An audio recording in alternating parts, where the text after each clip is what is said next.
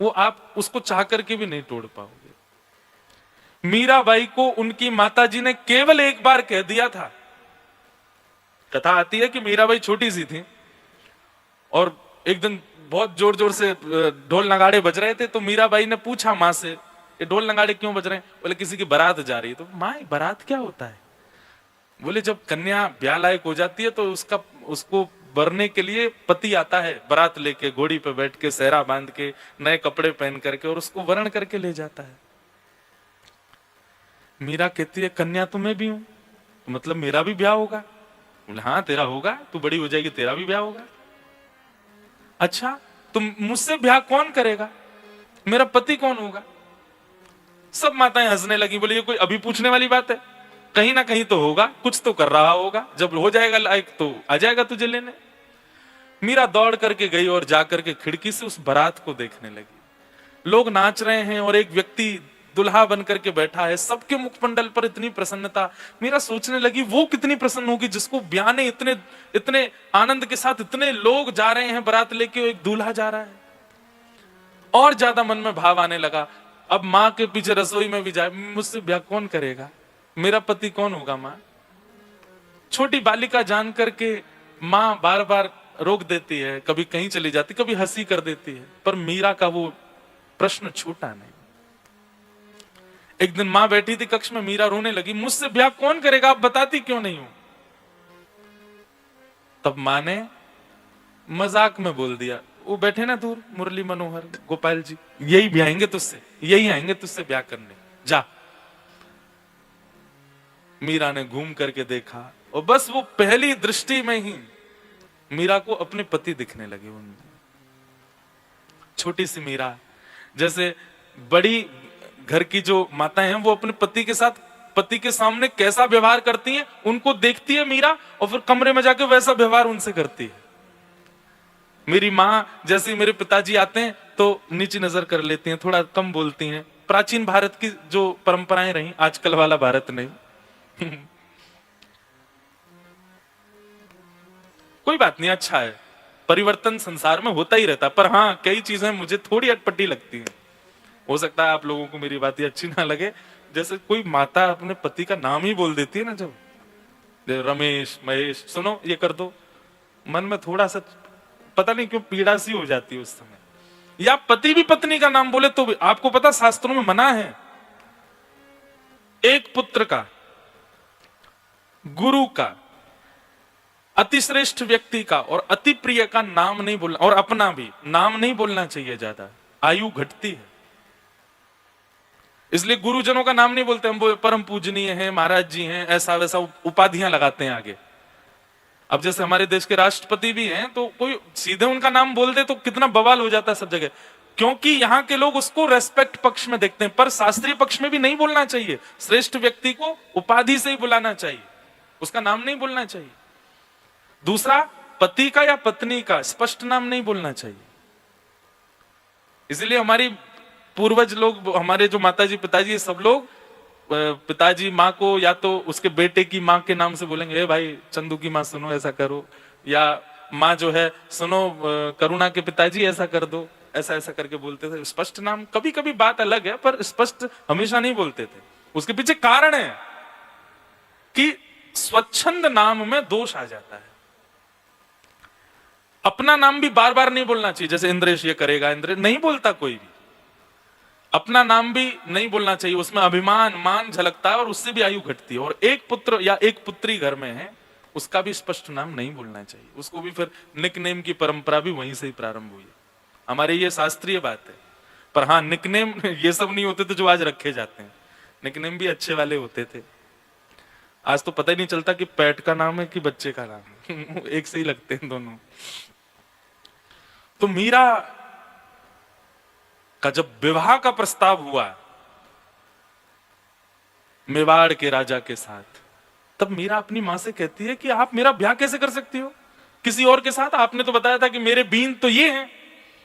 तब मां कहती है वो तो मैंने मजाक में बोला था। मीरा बोली आपका मजाक और मेरी भावनाओं पर कितनी आहत पहुंची है उससे पता है आपको?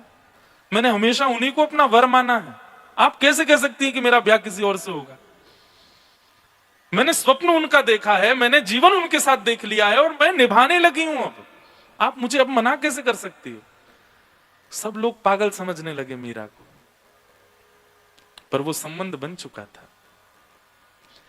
मीराबाई ने अपनी लोक लाज मर्यादा की रेस्पेक्ट के लिए केवल अपने माता पिता की नाक ना कटे इसलिए शादी के लिए हाँ बोल दिया। लेकिन अपने ठाकुर जी से कहती है, मैं शरीर से रह लूंगी किसी और के साथ, पर मेरी आत्मा आपकी है। मैंने कथाओं में सुना है कि आप आत्मा का वर्ण करते हैं, शरीर का वर्ण नहीं करते। कम से कम मुझे एक बार मेरे देह के ब्याह से पहले बता दीजिए कि आपने मेरी आत्मा का वर्ण किया है। और ब्याह से ठीक एक रात पहले मीराबाई के स्वप्न में ठाकुर जी दुल्हा बन करके आए और ब्याह हुआ मीराबाई का स्वप्न में, 7 फेरे हुए। आप लोग कहेंगे वो तो स्वप्न था, स्वप्न मिथ्या होता है। पर दूसरे दिन जब मीरा उठी तो हाथों में मेहंदी रची हुई थी, मांग में सिंदूर भरा हुआ था। शादी का जोड़ा जो मीरा को पहनना था वो अभी अलमारी में रखा है, उससे भी ज्यादा नगों से जड़ा हुआ एक जोड़ा पहन रखा है ऑलरेडी मीरा ने। मां जब सुबह उठाने आई मीरा को देख करके घबरा गई। मांग में सिंदूर, हाथों में मेहंदी, नया जोड़ा शादी का, जाने कहां से, ये तो हमारे परिवार में ही किसी के पास नहीं है, ये कहां से ले आई? आकर के मीरा को उठाया। उठते ही मीरा हंसने लगी और रोने लगी। कहां गई थी, ये क्या करके बैठी है तू? तब मीरा कहती है, माई सपनानू वरना दीनानाथ। मां, मेरा ब्याह हो गया और जिनको आपने मेरा प्रियतम बताया था उन्हीं से। अरे पागल, तू झूठ बोलती, क्या स्वप्न देखा है तेने? बोले स्वप्न देखा तो फिर ये कहां से रच गई? स्वप्न देखा तो आपके पूरे कुल खानदान में ऐसा जोड़ा नहीं बनवा सकता मेरा कोई, कहां से आया? किसी ने देखा तेरा ब्याह होते हुए? बोले आप तो 2-4 हजार लोगों को बुला लोगी, 56 करोड़ बाराती आए थे। 56 कोटा जना पधारा, दुल्हो श्री ब्रजनाथ। दुल्हा के रूप में साक्षात श्री कृष्ण आए थे, मेरा वर्ण करके गए। अब मेरे देह को आप चाहे जहां भेज दो, मेरा चित्त, मेरा हृदय, मेरी आत्मा स्वीकार हो चुकी है। अब मुझे देह की परवाह नहीं। मां निला दिया मीरा की सारी मेहंदियों को, उसके पैर पीले हो चुके थे, हाथ पीले हो गए थे, मांग में सिंदूर सब धोया, घर के लोगों ने निलाया।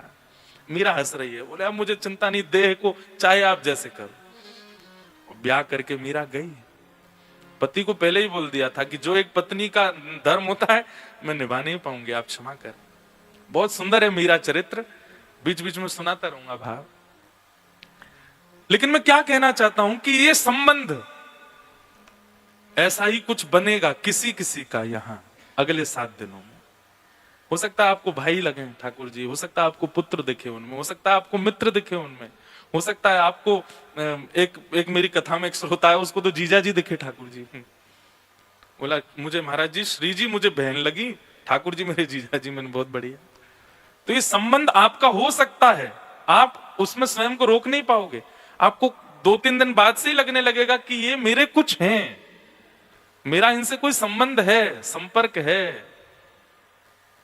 तो ये कथा में होगा, सबके साथ नहीं होगा, पर हां इतनी संख्या में जो बैठे इनमें 2-3 की गारंटी तो ले सकता हूं कि होगा।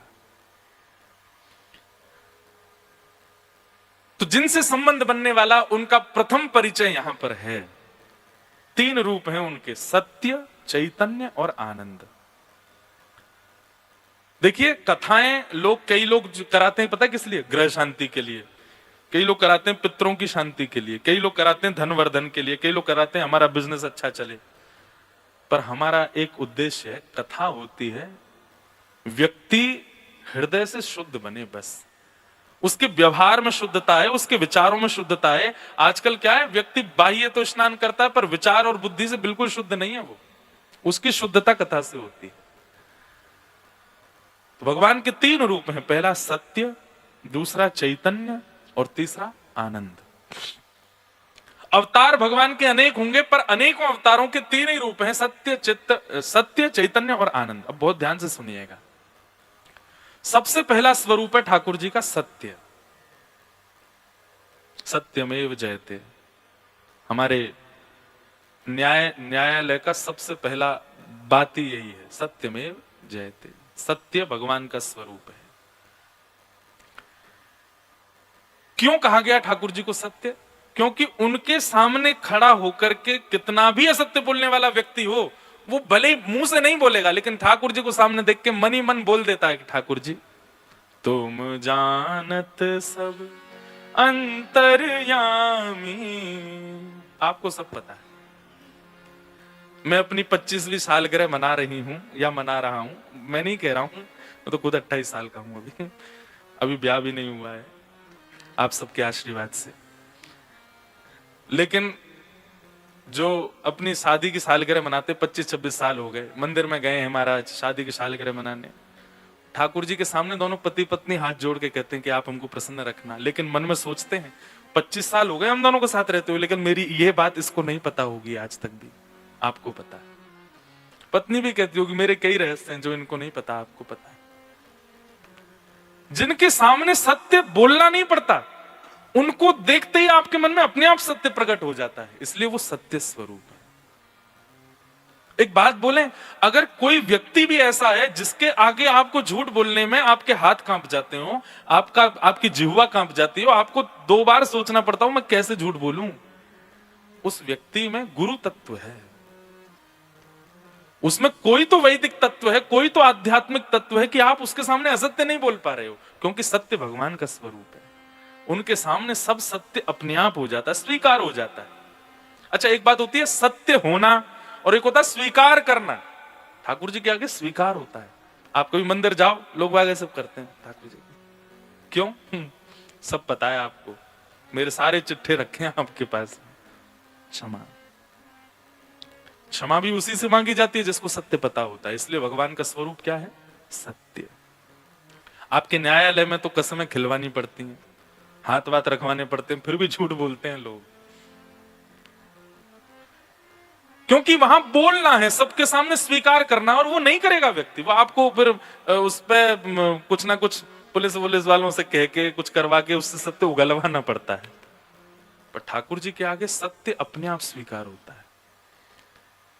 हमारे सूरदास जी महाराज वृंदावन के हमारे अष्ट सखा हुए, सूरदास का नाम सबने सुना, नेत्र नहीं थे उनके। सूरदास जी एक पद में कहते हैं, कौन कुटिल खल कामी मौसम, कौन कुटिल खल कामी मौसम, जो तन दियो ताहि बिसरायो, जो तन दियो ताहि बिसरायो, ऐसो नमक हरामी मौसम, कौन कुटिल खल कामी। मैं इस पद को गाते समय कभी कभी आश्चर्य में आ जाता हूं। क्यों? क्योंकि ये पद गाने वाला व्यक्ति है सूरदास, जिसको दुनिया पूजती है। वो ठाकुर जी से कह रहे हैं कौन कुटिल खलकामी मौसम।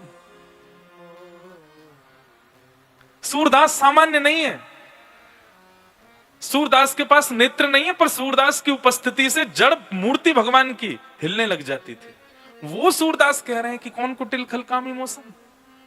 हम 4 दिन से तिलक क्या लगाने लग गए, हम तो दुनिया के आगे ऐसा दिखाने लग जाते हैं कि हमसे ज्यादा कोई संयमी नहीं, हमसे ज्यादा कोई क्रोधहीन व्यक्ति नहीं, हमसे ज्यादा कोई कामहीन व्यक्ति नहीं, हम में तो कुछ भी दोष नहीं है, हम तो सर्वगुण संपन्न है। 4 दिन में हमारी ऐसी स्थिति हो जाती है। वो सूरदास कह रहे हैं कौन कुटिल खलकामी मौसम। इसका मतलब क्या है? दोष सबके अंदर है, अपराध सबके अंदर है, पर जिसके सामने स्वीकार हो वो परमात्मा है। न्यायालय में भी कस्में इसलिए खिलाई जाती हैं कि भाई जरा भी इसके अंदर अगर आत्मा होगी ना, जरा भी इसके अंदर अगर वो होगा, क्या बोलते हैं उसको, हृदय होगा ना, तो हाथ रखने से पहले, कसम खाने से पहले डरेगा थोड़ा, तो डर के मारे से सत्य तो बोलेगा। क्योंकि कहीं ना कहीं हमारा भारत राष्ट्र ये जानता है कि भगवान के आगे झूठ नहीं बोलेगा, इसलिए कसम खिलवाते हैं। यहां तो सत्य बोलेगा, इसलिए वो सत्य है। कभी अवसर नहीं मिला मुझे कोर्ट में जाके देखने का, कसम खिलवाते ही हैं क्या? खिलवाते हैं। रुका तो मैं सुप्रीम कोर्ट में ही हूं, अब किसी दिन देखूंगा कैसे होता है। पता नहीं देखने को मिलेगा कि नहीं, भगवान करे हमको देखने को मिले ही ना, कभी कोर्ट में जाने का अवसर मिले ही ना। लेकिन बात स्पष्ट होती है कि भगवान सत्य है, उनके सामने सत्य स्वीकार होता है। और अगर कोई असत्य बोलता भी है ना, उसको चिंता हो जाती है रात भर, मैंने झूठ बोल दिया। ठाकुर जी के आगे झूठ बोलते हैं, वो तो सब जानते हैं, उनके सामने झूठ बोल दिया। वो बात अलग है कि कोई इतने ऊंचे लेवल का कैदी हो जाए या दोषी हो जाए, उसको फर्क ही नहीं पड़ता भगवान से, वो तो खा ही जाएगा कसम। पर हाँ, जरा भी उसके अंदर जहन में आत्मा होगी तो घबराएगा। क्यों? क्योंकि भगवान का स्वरूप क्या है?